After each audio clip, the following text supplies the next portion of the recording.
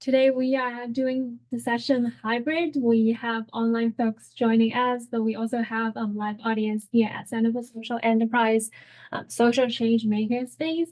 Excited to have you here.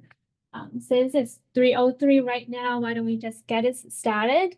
Hi, everyone. My name is Nancy. I'm the Strategic Initiatives Coordinator here at Center for Social Enterprise at Memorial Universities. Welcome to our first community of practice in 2025. We see new faces, but also familiar faces and names on the Zoom today. Welcome and welcome back. For those who are unfamiliar with community of practice, it is a joint collaboration with the Center for Social Enterprise and Community Sector Council, Newfoundland and Labrador Social Innovation Lab. We started this as an initiative to foster the capacity buildings and foster the innovation among change makers and community organizations. Before we start, we would like to acknowledge the lands on which Memorial University's campuses are situated on in the traditional territories of diverse Indigenous groups, and we acknowledge with respect the diverse histories and cultures of the Yothic, Mi'kmaq, Innu, and Inuit of this province. Today's session's topic is Demystifying Impact Measurements and Harnessing its Power. We are grateful and excited to have Segun joining us. Segun is from Common Approach. He is the head of Common Foundations, leading the Common Foundations across Canada. Segun, do you mind introducing yourself to our folks here? Hi, everyone. My name is Segun Fatudimu, and I'm really thrilled to be here today at the Common Approach, which I just joined about 4 months ago. I lead the Common Foundations, which are the 5 essential practices for good enough impact measurement. We're going to talk about that a lot today. Before then, I grew up in Nigeria, and I am a dental surgeon by background, and I wandered my way into the nonprofit sector and international development, and I've been doing impact measurement, impact strategy for over a decade now, and I've co-founded about 3 social enterprises in total. So I am a thorough SPO person, kind of grew up in this space, so I'm always very happy to have conversations with SPO leaders and people who are running social enterprises. I live in Kelowna right now with my family, and it's been amazing to call Canada home. I will start by a little bit of land acknowledgement, and also to really just acknowledge that impact measurement can be colonial. But before then, I'm just wondering if I could share my screen, Nancy. Is it possible? Yeah, absolutely. We will have you as co-host, and you can control your slides at your pace. Awesome. Give us a few seconds for setup at the end.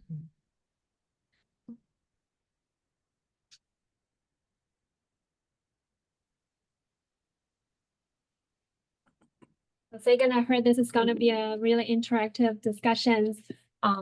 Before the transition, I'm also glad to share that for this sessions, we have a watch party happening at St. Thomas University's students who are social change makers also are watching the sessions with us today. So we are definitely having this session across Canada, having a wide audience today. So yeah, definitely happy and having you as the first guest speaker in 2025.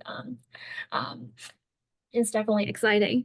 If you have full controls on the slides right now, I will pass time back to you, Segun, so that we can dive into the topic of impact measurements. Thank you, Nancy. So I believe everybody can see my screen. If you can see my screen, can I get a thumbs up? Yeah. Awesome.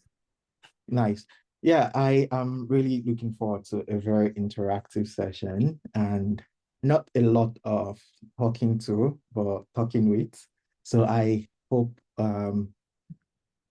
you bring that energy so that I'm able to help match it.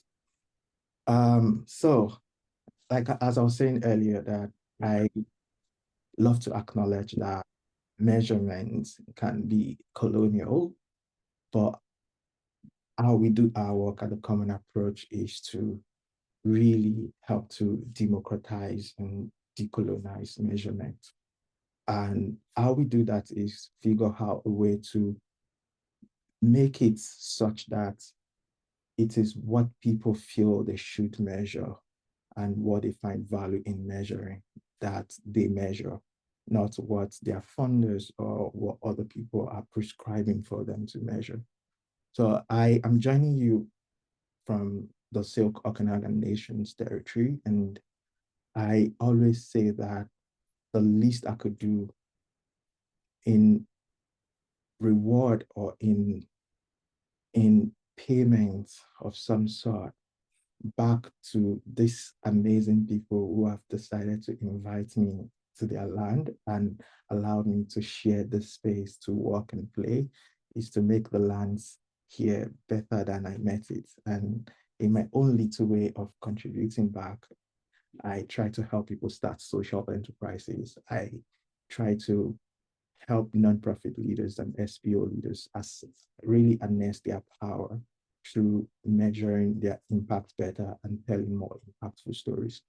So I know we all bring different things up into the space. And as we just go through the chat, you could just really just put in the comment box how you're contributing to the lands and the spaces where you live and where you find yourself. And it's just a way of introducing yourself. It's not necessarily dropping titles, but really dropping a bit of a purpose of why you do the work that you do. So feel free to, if you are on Zoom, feel free to drop your name and a line on what you do in the comment section. For those of you watching live, you could just introduce yourself to the person beside you and just mention, my name is this and I help do what. So I'm just going to allow 30 seconds for that interaction to happen. So for those of us in Zoom, feel free to drop that in the comment section. And for those of us live, introduce yourself to the other person beside you.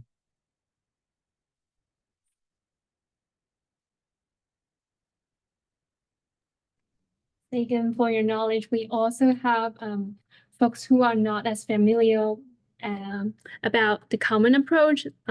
It might be the very first time learning about Common Approach, and I think they will be definitely excited to learn more about the organization and also the projects that you and I and CSCNL and other organizations are collaborating on. Yeah, absolutely. We'll cover that shortly, and I think that's a good segue to our agenda.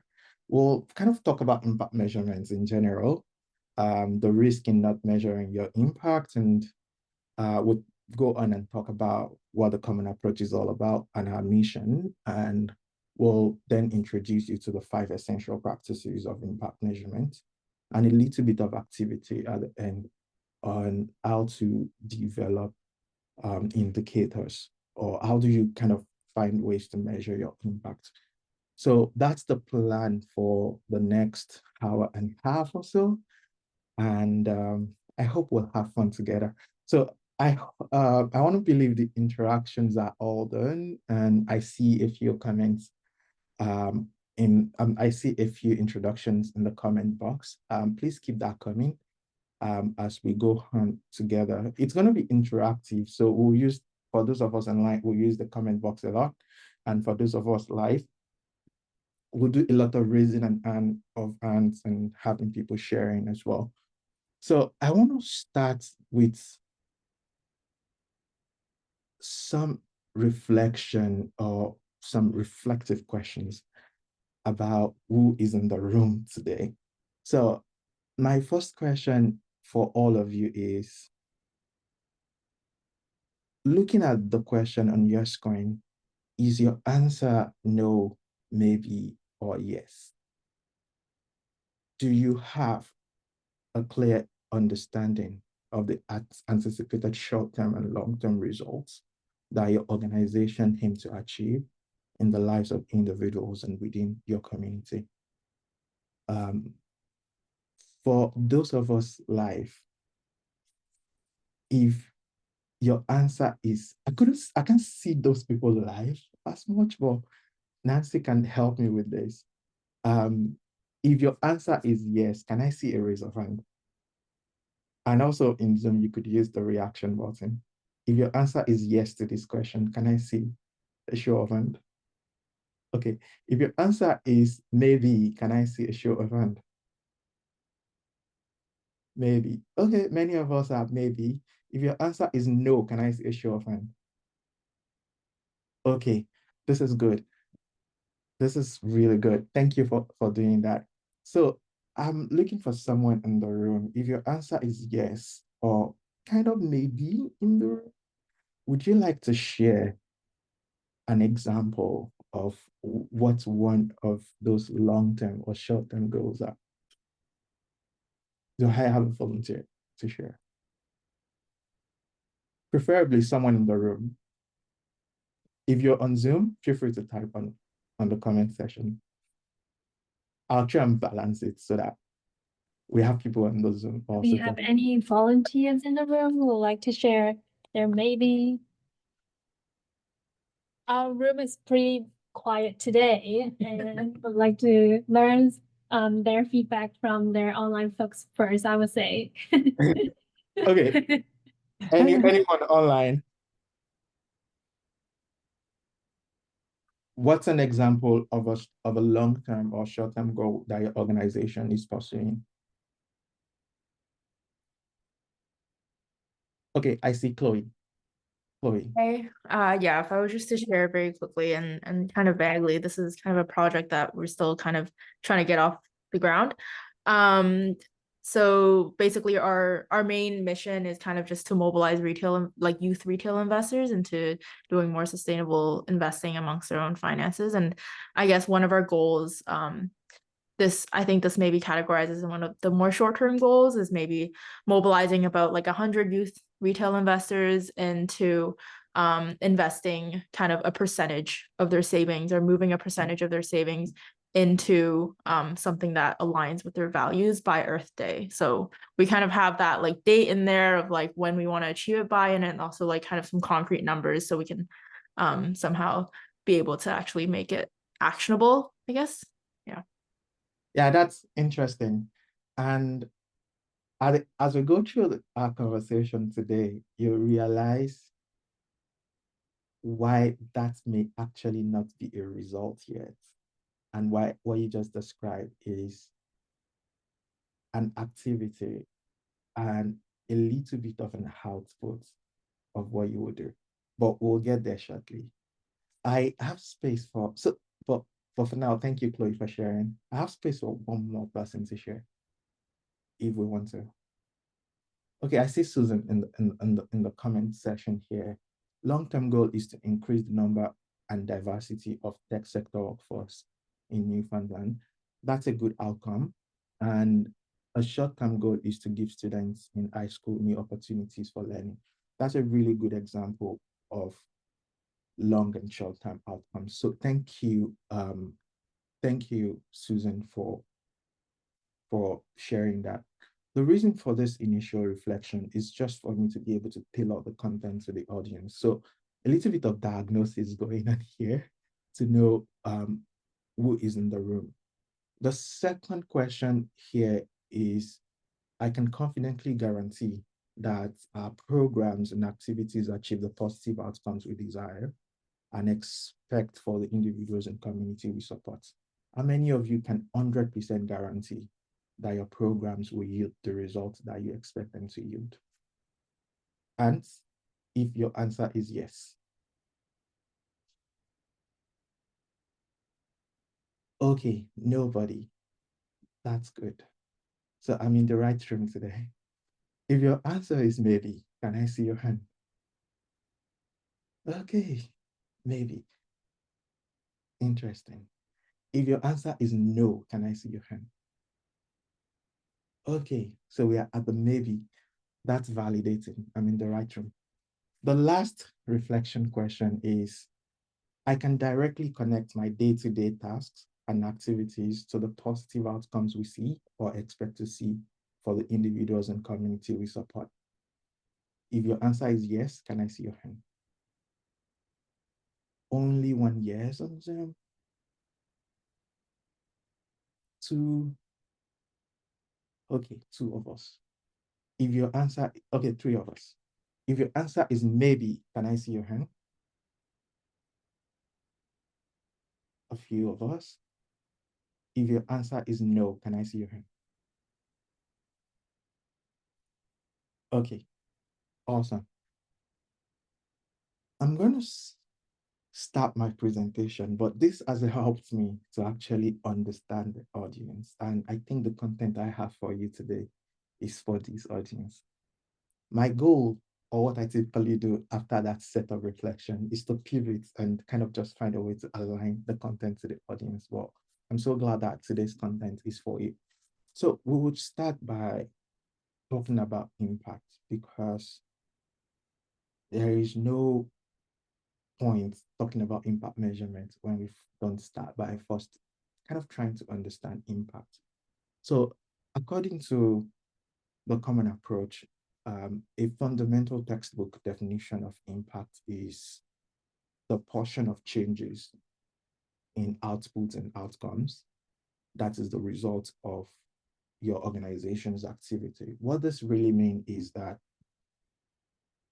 what portion of the short-term results of your work, now not activities, what portion of the short-term result of your work and the long-term result of your work can you attribute to the work that you do in your organization?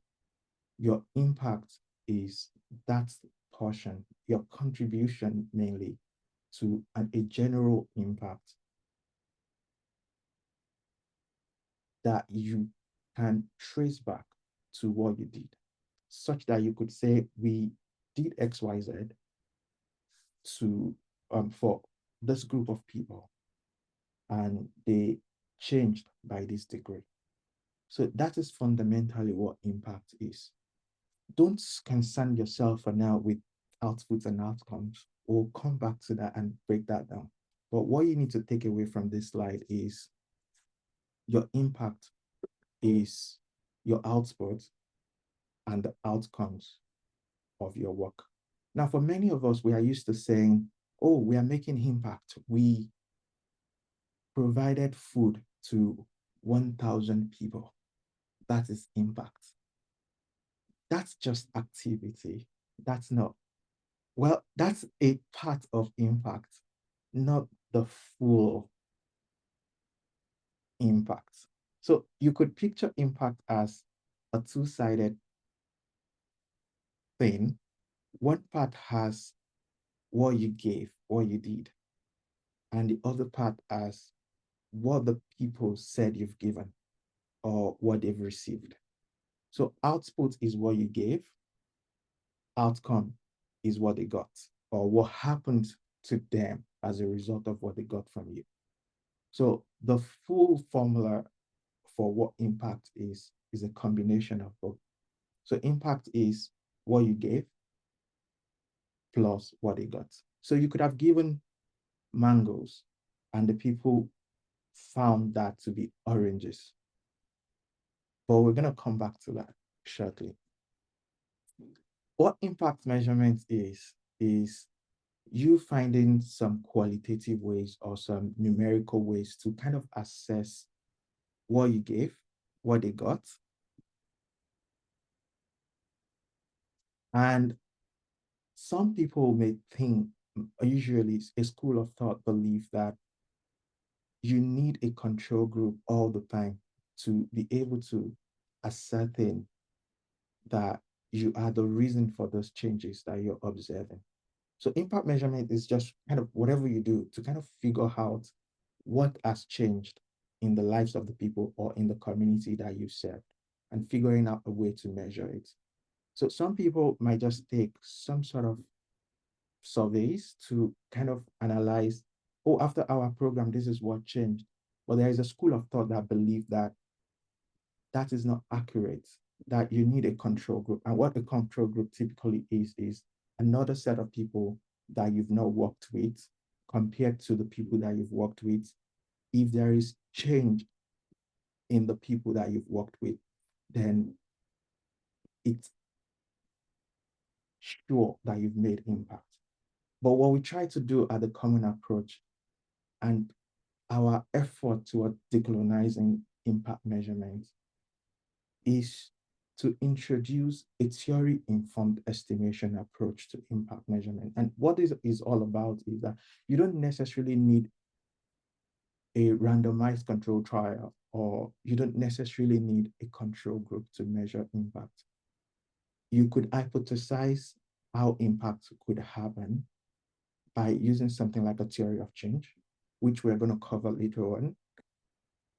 And with that, you could measure your contribution. You don't need a rigorous approach. You don't need some crazy scientific methods to measure your impact. The simplicity of impact measurement is finding your own way to find out, did my work cause some changes in our community? Did my work lead to some changes in the life of the people who had participated in that work or who had benefited from that work? That's really fundamentally what impact measurement is about. So our demystification really starts from here, that you don't necessarily need an out-of-the-world framework to measure your impact.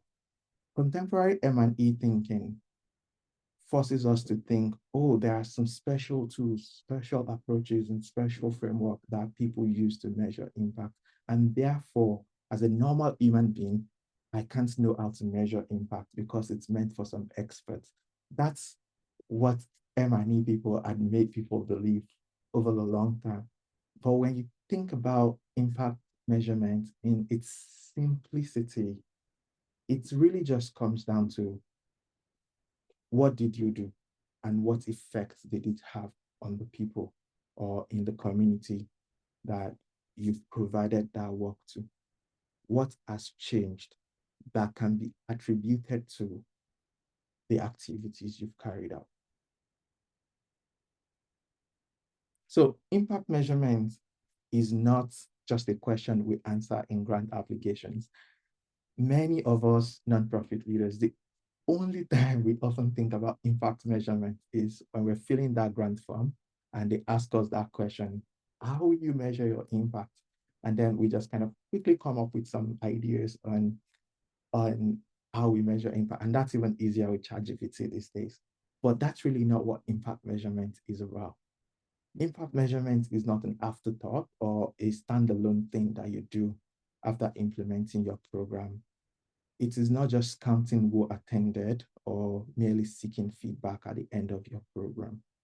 Impact measurement is more structured, more proactive than it is reactive. What many organizations do is reactive measurement. This funder, we have to report to them. So therefore, let's collect some data or feedback.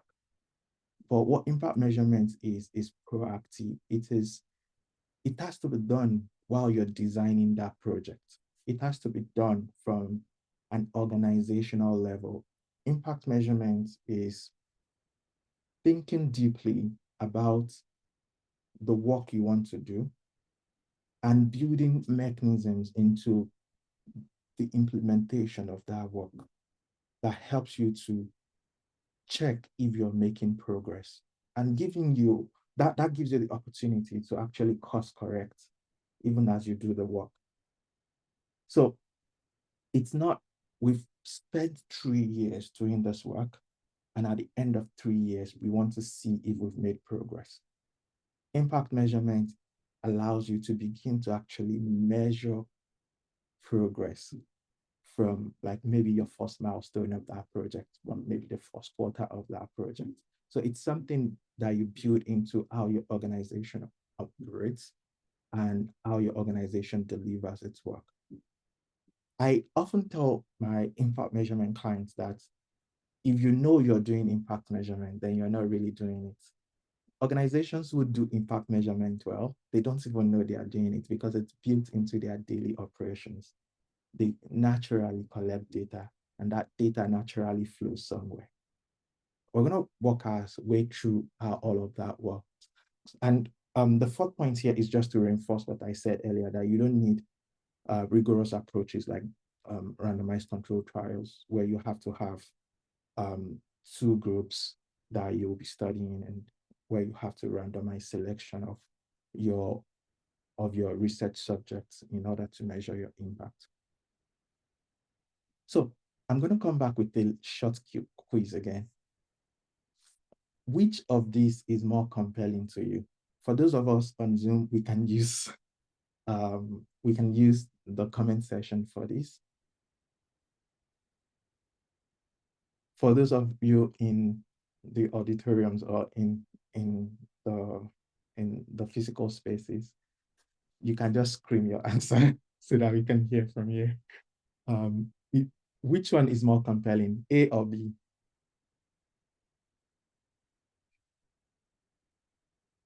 I can't hear the rooms, but I can see the Zoom, and I see majority of people saying Yeah, B. we have a lot of Bs here.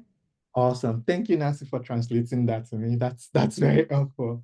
Okay, the second quiz question that I have here, A or B, which one is more compelling?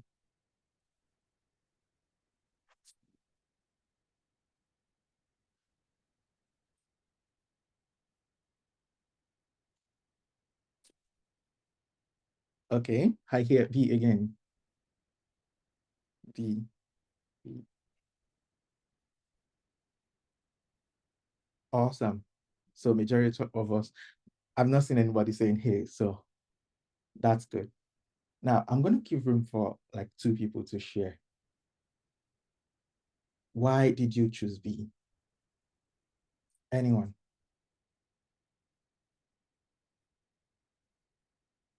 Why do you find B to be compelling?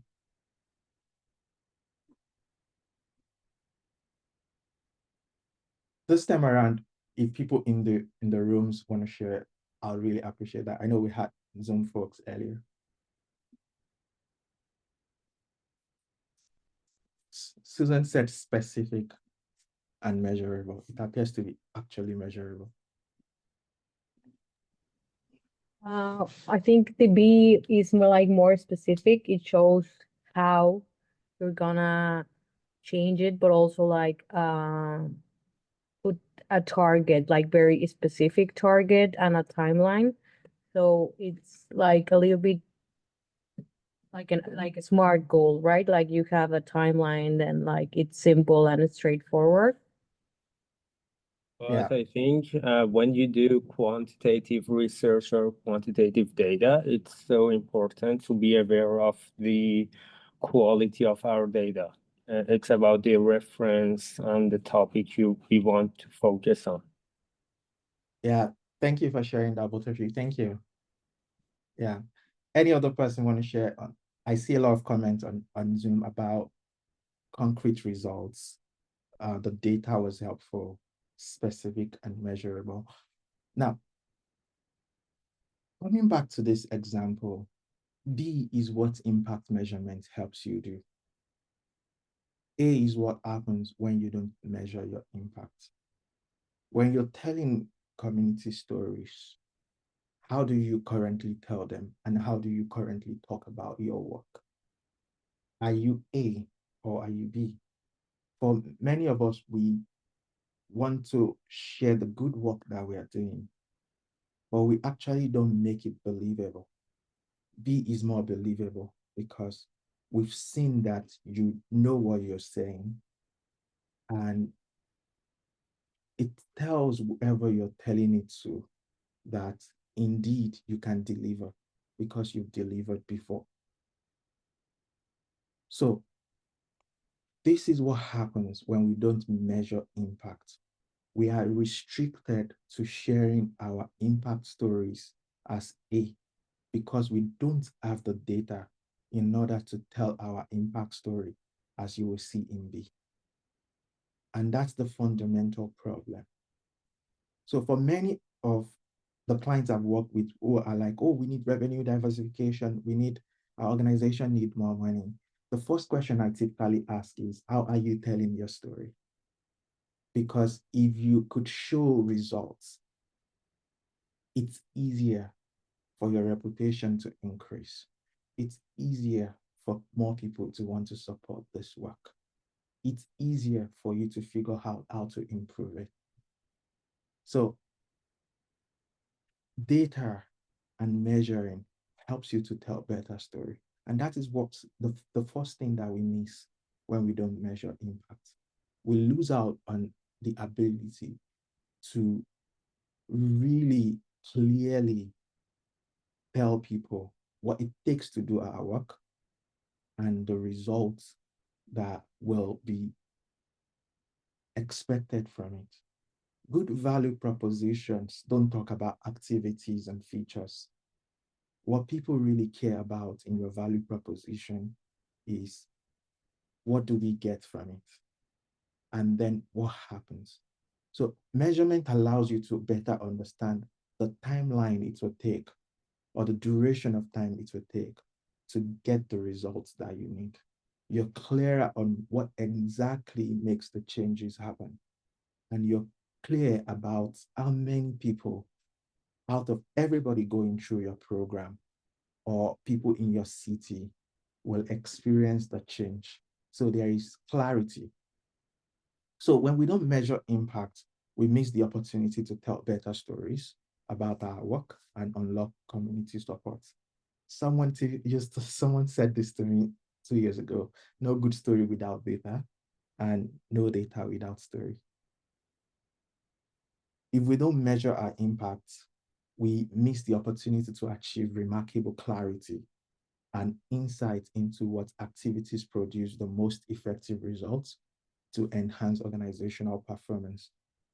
I used to lead a nonprofit some years back, and we had some issues with our funding. And we're like, we need to cut that program, cut that activity, and cut that. And so we did. And what we realized was the thing that brought people to us was what we've cut away. So many of the participants in our program stopped coming because we've cut away what was actually bringing them and what they've attached or what they found the most benefits in. So if you don't measure impact, you won't know, and you would make decisions that might have negative effect because you're yet to attach what is working to the benefits people are getting. You also wouldn't know exactly what to improve. So what you can measure, you can improve. When we don't measure impact, we fail to understand the actual value of our work. So what we do, and what many of us do, is we accept the value funders place on it rather than what we believe it's worth. So when they say that grant is $20,000, but this grant has to reach 1,000 people. So you write that grant exactly like that, knowing fully well that that's just might be hard to do. But if you have proven evidences that 20,000 can only reach 20 people effectively, you're able to approach those negotiation tables with more confidence because you have actual proof to back that claim up. But we accept those conditions without being able to fight back because we ourselves don't know the value of what we offer. And that's because we've not measured it.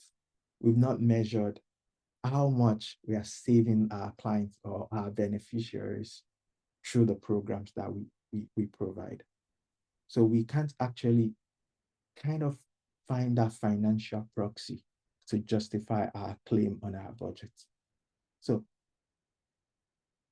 measurement gives you power. It gives you that agency that you need in order to actually stand tall to your funders and show them, I am the expert here. I know what I'm saying. And there are some tools out there like Impact Genome and Outcome X, kind of helping nonprofits to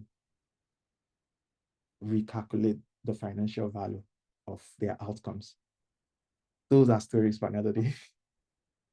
Also, you miss the opportunity to motivate and retain employees. When people are able to connect their everyday work to the lives of people changing outside and to the results we are seeing in community, it gives a huge sense of fulfillment.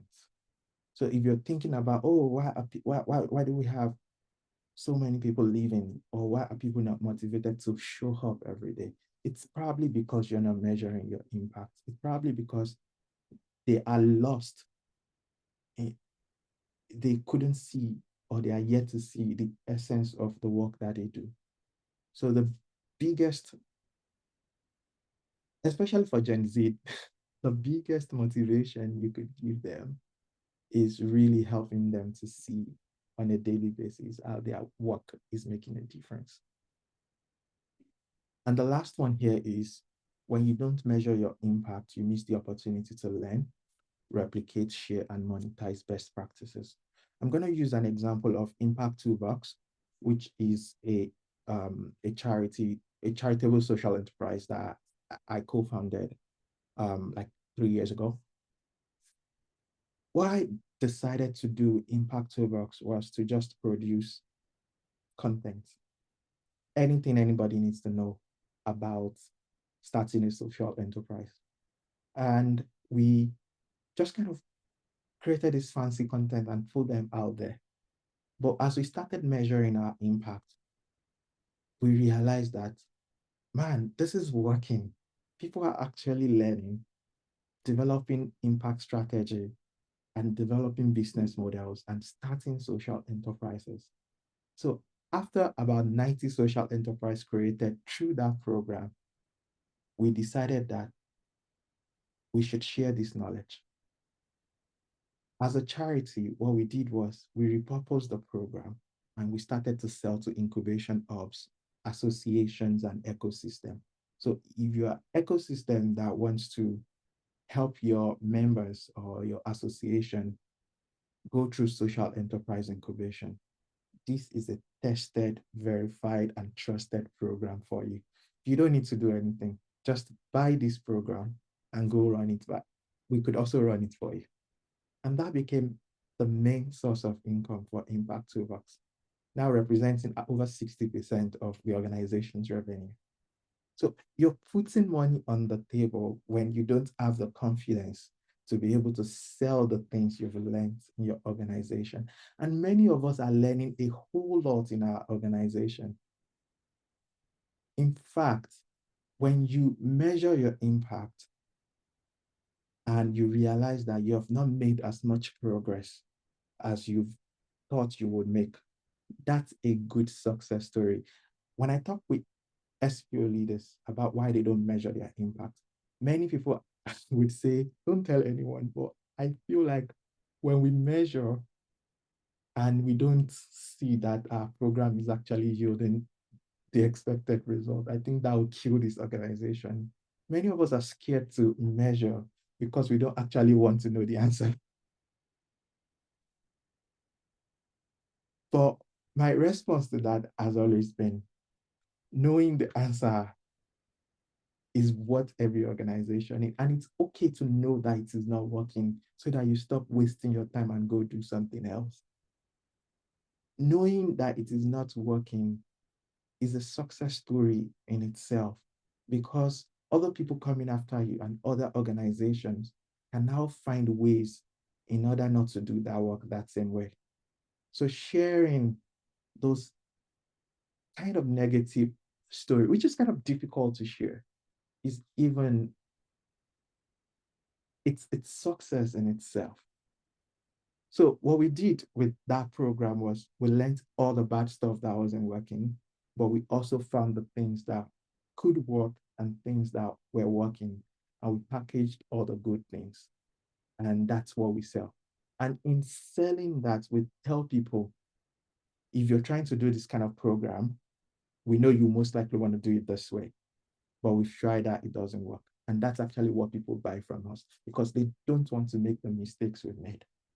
So there is so much power and so much opportunity in actually finding out what's not working and sharing all of that.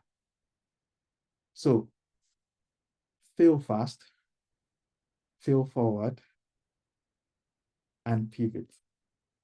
So the best way your organization could continue to adapt to our everly changing environment is by just measuring impact and learning from it and maximizing all that you learn. So people are constantly looking for evidence-based approaches, and you could be a source of one. Now, it's important, based on everything I've said, that you measure for you. Many of us measure for our funders. We measure the thing that they asked us to measure, and which are often not useful to us, and that's why we don't measure impact.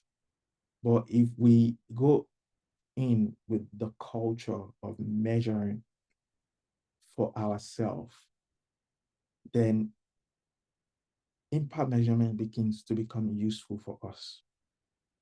We don't necessarily have to measure because someone else is asking us to measure. But as you think about impact measurement, I hope you're able to reflect on all of these things we are missing out on and use that to inspire your team and use that to motivate your team, for your team to actually measure impact for the sake of these things and not necessarily because someone else is requesting for it. So who should get to choose the metrics that you use in measuring your impact should not be funders, if we are being candid. It should be the community that you serve. It should be your team because you are the expert. I started my capacity building work teaching grant writing. And the very first thing I used to teach people then is funders don't owe you. It's a transaction. They need your story so badly. All they have is one input out of many inputs to make impact happen, and that is money. So they find you as an expert to implement that project on their behalf. So without you, they have no legitimacy or claim on impact. And that's the power that you have. So you determine what matters, and that should flow from your community as well. And that is where, and the work that Common Approach is doing, we are working towards a flexible, shareable impact measurement that puts the community at the center, such that impact measurement data is not determined, or what you measured and how you measure is not determined by funders, but determined by what are the important stories that you need to tell. What are the real stories coming out of your community? And what data is useful for you to continue to improve your organization? You could think about the Common Approach as ensuring that you don't ever have to send multiple impact reports to multiple funders, where you could keep your data in a place for yourself, and that data can be exported out to different funders, and they could generate the insight that suits them out of your data. That way, you're not creating one report for each of them, but they are taking the data that you already have and making use of it to generate whatever insight or reports that suits them. That is really what the Common Approach is trying to achieve. So you collect data for all the reasons we've established, not necessarily because, but not necessarily because your funder wants them, but because your funder needs that report and data so badly, they could easily access the data as well and go generate whatever insights that suits their own mission. That way, you're not designing your project, you're not collecting data for those funders. That's really the goal of the Common Approach, of Common Approach. And we have 4 different standards that are helping us to achieve it. And all of these standards are community driven. So we have the common foundations, which I'll go into very shortly. We have the common form. The idea of the common form is that you don't have to fill multiple forms when you're sending in your grant reports or even when you're applying for grants. It's such that one form is all your organization needs to fill. So at the click of a button, that pre-populates regardless of the funder, and all your information are in there. That's a future we hope to see. So we're still working on the common foundation, but currently we have the common foundations and we're still working on the common form, but we have the common foundations and the common impact data standard ready to go. The common impact data standard is what allows interoperability of data. And what that means is you don't have to share that data. With you recording your data in a common impact data standard aligned software, your funders can take that data and that data will be useful if they take it to another software on their hand. So you don't need to do the work in that sense. It's just the data that you have that they take. So the common impact data standard is a structure that allows that data to be shareable in that sense. And the common framework is what the funders then use to take different data that they've collected from different SPO and make sense of it. So I'm trying to kind of break it down in the simplest way possible, but these 4 standards work together to ensure that impact measurements becomes more flexible and it's not funder driven. It is whatever data you collect, however way you collect it, and the funders can take that and using the common framework to aggregate that data to generate learnings and insight as they see fit. And the common impact data standard is like the operating software making all of that happen. So it's kind of finding the balance between flexibility and uniformity. Flexibility for USPO leaders and uniformity on the hand of the funders. And this approach is aligned with all of the other major global impact measurements or impact standards out there. And it's built on all the work that's been done by many amazing organizations across Canada on impact measurements.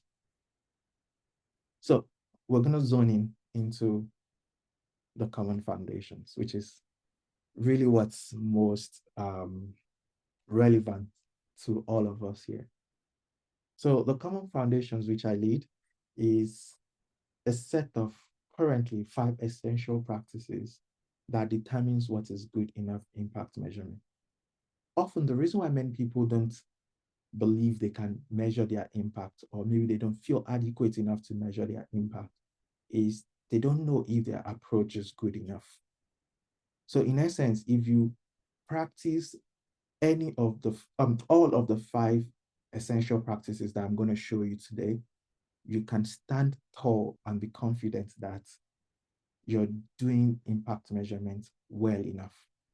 And you can, and I hope that kind of inspires you to really be confident about the results you're getting as well. And if you don't practice all of the 5, I hope that this session will help you know the areas in which you need to improve.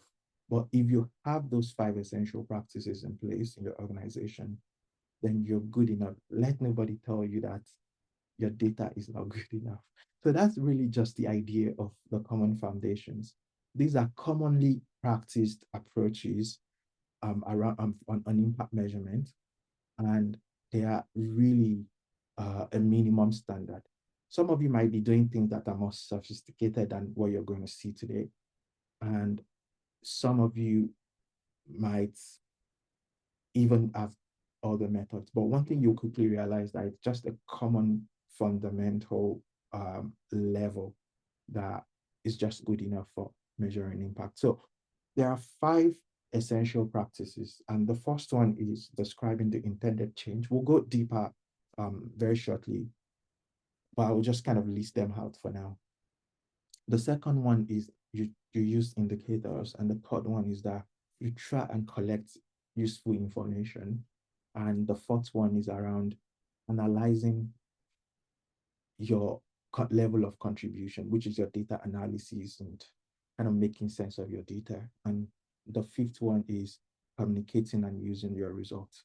So long you do this, so long you have a way of thinking through what impact you want to make, and you use some indicators and you collect useful information, you're able to analyze that data to gauge your level of contribution. In our current iteration of the common foundations, we use gauge performance, but one of the things that I believe needs to change is gauge contribution.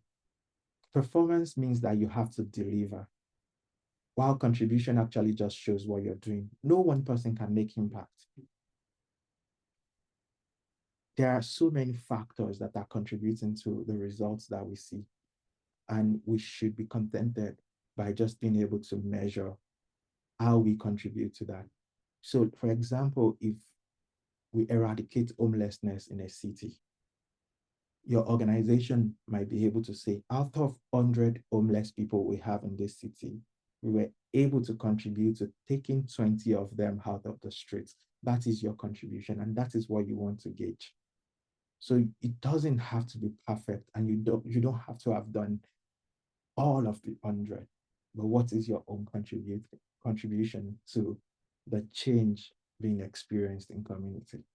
So that's really what number 4 is all about. And number 5 is, how do you use these results to improve your programs and also to communicate your impact and tell compelling stories, just like the ones I showed you earlier. So describing the intended change is the first one. And all of this is on our website. I'm going to share a QR code at the end of this presentation where you could find all of this material downloadable on our website. So in order to measure impact very well, you have to first theorize or design how you want to make that impact. And for me, as far as I'm concerned, this is the most important step in measuring impact. If you get the step right, then you're good. So you creating a theory of, this is what we're going to do, and this is the result that we think we will get. In essence, being able to say that this is what we will do, this is what we would have given out, and this is what we believe people will get. That belief part is important when you do a theory of change. And it's a theory. It is when you measure that you validate that theory. So the first step of describing the change is think about the situation. What do you need to change it? What will you do? What would you have offered? And what would people have received? That is really what the theory of change is all about. And remember, we say your impact is your output and outcome. What you gave, what you gave, or how you will describe what you've given, and outcome, how the people you've given it to will describe what they've received. I'll make that a little bit more practical. So for example, you're trying to, and in order to make it practical, I'm going to start from the end. When I do a theory of change, I make it aspirational. When we start from, let's say, input, where we are thinking from the level of what we currently have, and what our hands could easily reach. But when you come from outputs, it's a little bit aspirational. You're working your way back from what is the result that we desire and how can we make it happen. So an example will make that clearer. So for example, the problem, let's go back to our homelessness example. The problem is homelessness. What's the outcome that we typically want to see? People are out of the streets and they have a job to pay their rent. That's an outcome. That is what we expect for the people, or the story we want these people to share. as a result of encountering us. Output, what would we have given them? We are going to be able to say we provided them with 6 months shelter and we gave them 4 months of jobs training. That is what quantifiable we will be able to report that we've given. But you see the subtle difference. What they said they've gotten is different from what we've given. For them, the change, what they've gotten is that they are able to get a job and they are out of the streets. For us, what we've given, which is our output, is 6 months and 4 months of support. And activity would be, we run a shelter home, we provide training, we bring facilitators together, and all of those things. And inputs, these are the things we need in order to make that change happen. We need money, we need staff, we need this set of values, we need government approval, we need some policy changes. Those are our inputs. Now, I'm going to take you back a little bit to the contemporary monitoring and evaluation mindset. This you can monitor because it is within your reach. It is what you need and what you do. And you're monitoring, do we have enough inputs to help us carry out the activities? Or as we carry on the activities, are these activities maximizing or effectively using all of the inputs? Are there other supports that we need? So as you implement your organization programs, you're able to monitor at this level. You're closely watching, which we naturally do as organizations. But on the other side is where we measure. Here, you're measuring to what extent did those activities translate to the output. So for example, activity is we will provide shelter. Output is how many people actually use that shelter. And outcome is out of the many people that use the shelter, how many of them experience the desired change? How many of them are out of the streets? How many of them now have jobs? I hope this is helpful. Kind of really just breaking it down here helps us to fully grasp that measurement is not hard. And if you could just keep this picture in your mind, you will naturally just measure impact because that's the key question that we are trying to ask. So it is not the number of people we serve. It is that is good, and you're able to tell that story, but it is also about the number of people that experience the change and how they are describing the change. If that is clear, and I'm just going to give a little break here to check the room, is the first step very clear to everybody? I think that's fundamentally important before I move on. Okay, I could see some thumbs. Thank you for that. That's encouraging. All good. We are all good. We all understand this first step, right? And perhaps many of us already do that. We all have theory of change and some form of logic framework for our programs already. The second part is using indicators. So indicators help us to assess those changes in outcomes.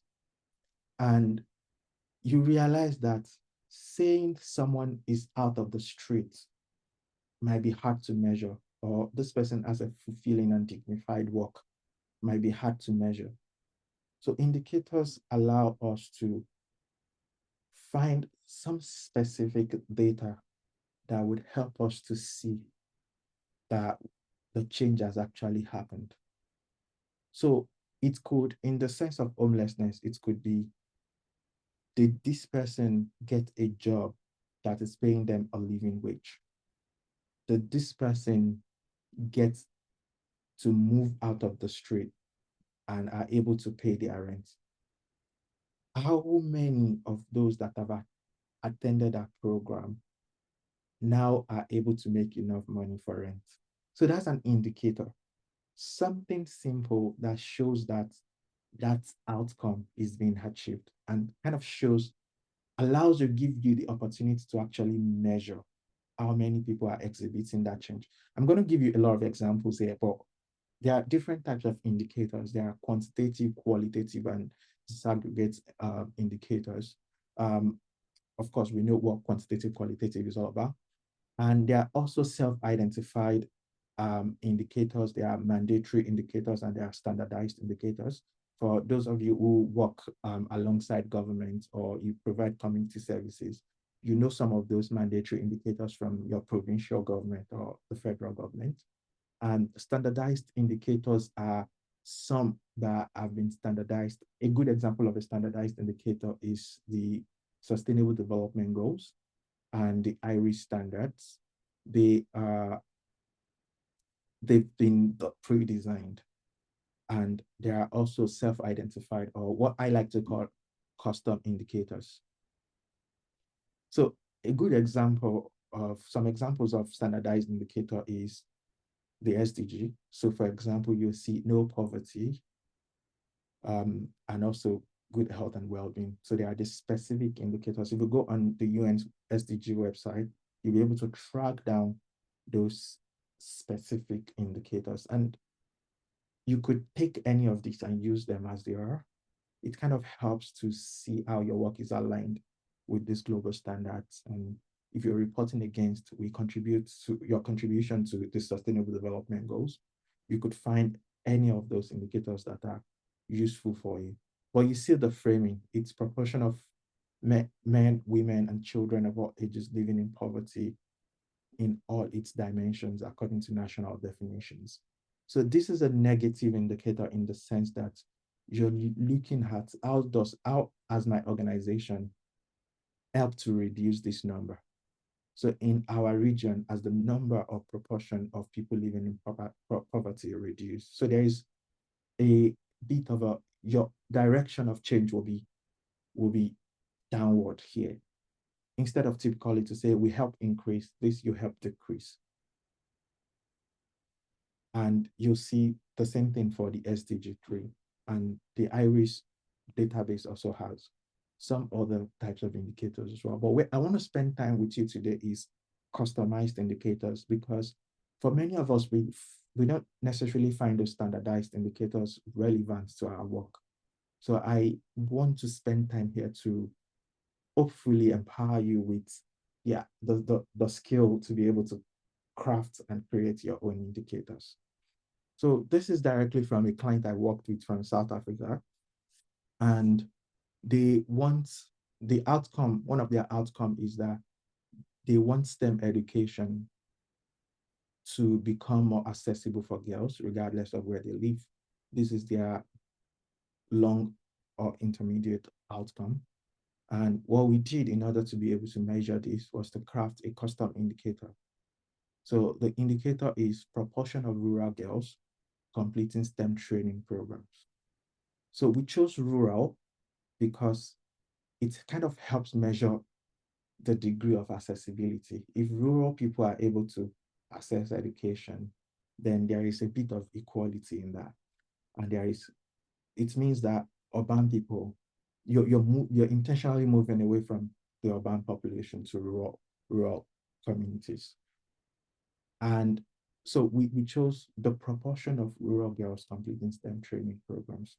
So you're accessible if these rural girls show the result that you want. So you could determine that dimension however you feel. You could define your indicator however you feel. And then we went further to describe what does complete mean. Complete means that they at least go through 80% of the program, or they pass end of program assessments or complete final projects. So then we can claim that we are promoting accessibility if, based on the number of girls that go through 80% of the program and pass end of program assessments. So that's literally very simple how you could measure your impact or measure the outcome for accessibility. And the formula here is just kind of helping you to convert that into a percentage to be able to say 5 girls completed the program out of 8 that came into our program. So we could claim that, let me use a simpler math, 5 girls out of 10 that attended the program completed it. So 5 over 10, so that gives a 50%. So you could claim that 50% of rural girls were able to extend our program to 50% of rural girls who access the program. So Nancy, yeah. Yeah, we have a question here. Would you consider this indicator for output or outcome in your project? That's a very good question. So this is an outcome indicator. So the outcome being measured here is accessibility. An output for this project would be how many STEM classes were provided, for how long were those STEM classes, how many people were enrolled in the program. Those are outputs. So just like many of us were able to count, this often happens in the cultural scene. If you run a museum, for example, what they usually are able to count is how many people walked into our museum. That's an output. So in this case, how many people enrolled in a program is an output. How many STEM classes provided, that's an output. But the outcome being measured here is a good distinction between outcome and output is from whose perspective are we viewing it from? So if it's from your perspective as the program provider, that's output, because you're saying we provide 10 STEM classes over the year. Outcome is from the perspective of the receiver.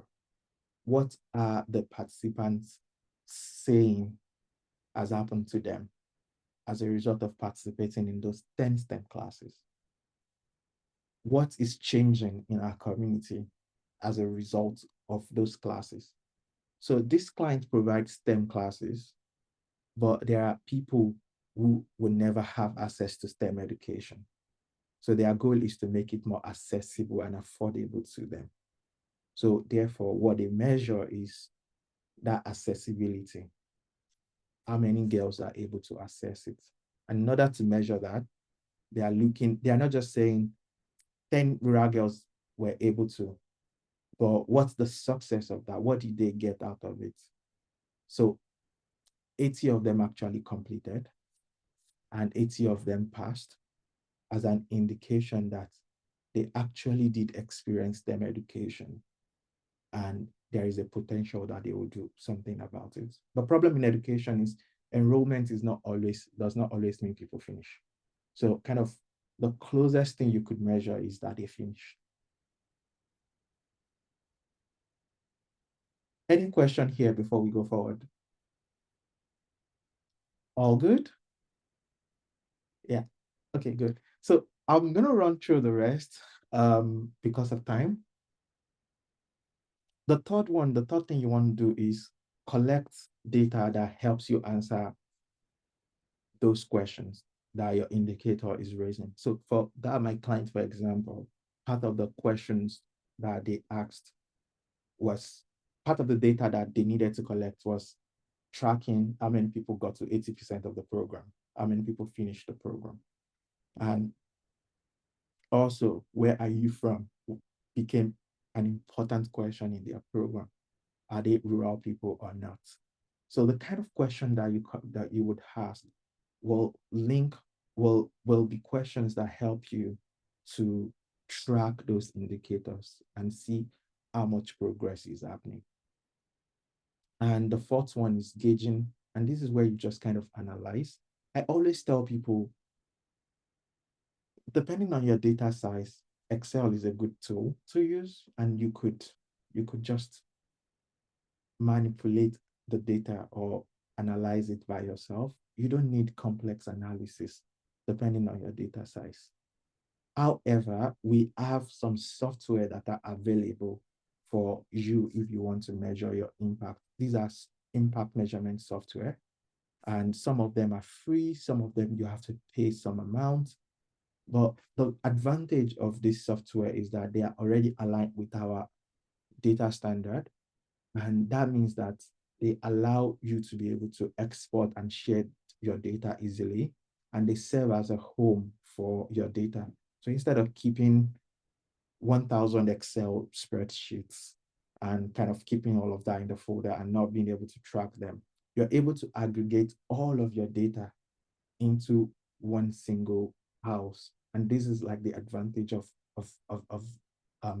this software. So the ones here are already kind of aligned with our common impact data standard, which means that they are good enough for measuring your impact. And there are a few other ones that are in the process of verification process to be sure that they would serve you well. And we've also, depending on where you're coming from, if you don't have the money to buy the software or you don't have someone to use those software, there are some utilities, we call them, like things you can install on your Excel spreadsheets, or also if you use Airtable to collect data, that makes this data easily shareable and makes them meet our standard. And the fifth thing is communicating your results, finding ways to turn the data into stories and using that for your fundraising purposes or using that for changing the minds of people in your community. And also another part that we don't emphasize enough is using it to improve your organization and many of those things that I shared earlier that we currently miss out on. And if you're looking at learning more about the common foundations and how you could do that in your organization, you can download them by scanning this first QR code here. And the second QR code here is our self-assessment. Do you want to know how far along your organization is in aligning with, in having all of these 5 practices in place? The self-assessment helps you to know the specific area where you can make adjustments or where your organization needs to improve. And if your organization already practices all of these things, it's a good bragging right to be able to say, I got 21/21 on the common foundation self-assessment. And I think many of the people who have taken the self-assessment find it validating and also kind of a good process to help you know the areas where you need to improve. So that is it for me today. I just want to open the floor a little bit to 1 or 2 people to share those outcomes that you have. And I'm going to attempt in real time to help you turn into indicators, just like as we've learned. So if you have some, so for those of you who shared earlier, we can attempt to find indicators for that in real time. Or you can just cook one up. So I see Susan already. So let's get to it. What's your outcome, Susan? Thank you. Okay, so my long-term outcome is to increase our workforce in the tech sector. But I work with high school students who may not graduate within, 2 or 3 years, and then they have to go through post-secondary. So what we're trying to figure out is how to keep track of those students that we engage with in high school, and if they come out on the other end and join the tech workforce. Yeah, so that makes it easy. So the indicator you want to measure is the proportion of those high school students that gets a job. Then you could then define what type of job that gets you could say a fulfilling job in Newfoundland's tech sector. Then you could say maybe a job that pays them living wage, or a job that pays them more than what's the other one? More than the minimum wage. Yeah, more than the minimum wage in the sector. So it's easy. You want to measure how many of them you engaged, that's your output, and then how many of them actually transitioned into the space. And remember that it does not have to be all of them. So that percentage of them that are able to get an offer of some sort is what you measure. And by knowing that, you can then know that if 10 or 20% of every 50 that we engage makes it there, in order to have a certain number of people joining the sector every year, we have to engage the small percentage of it. So let's say you're currently engaging 100 and you are seeing that 5 is making it into the space. If your goal for the year is 20, then you've got to reach 400 people. And that's how you improve that program. Any advice on how to like in terms of if there's like a gap when we engage with them and then when we would ask them if they got that job, like any advice on kind of addressing that gap? Yeah, so I'm going to quickly go back to somewhere, and there's something very important I forgot to say.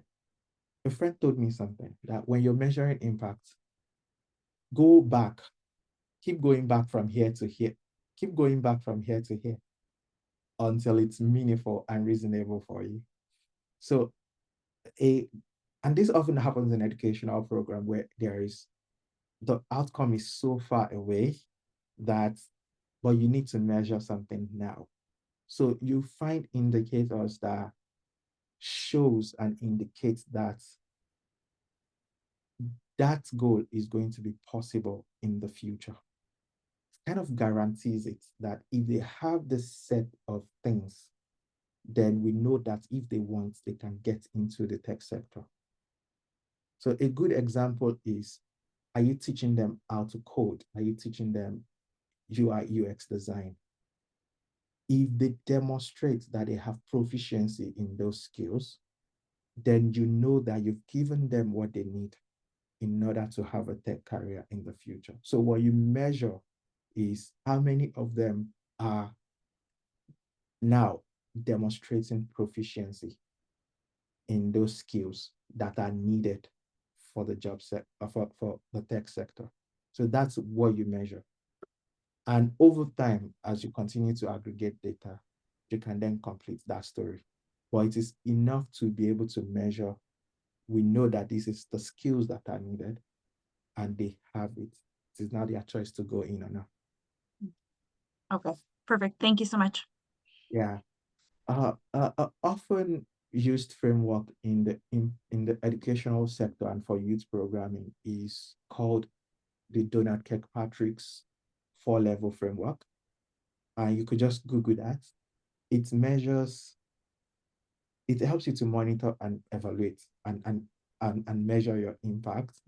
It measures reactions, measures, I can't remember all the 4 levels, but one is reaction, learning, behavioral change, and results.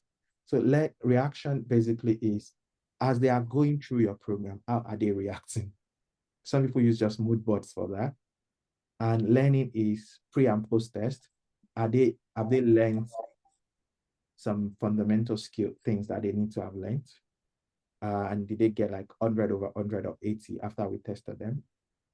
And the third one is behavioral change. Are they beginning to say they would like to pursue a career in the tech sector? Are they demonstrating some of the skills that they've learned? Are they using their coding skills for some things?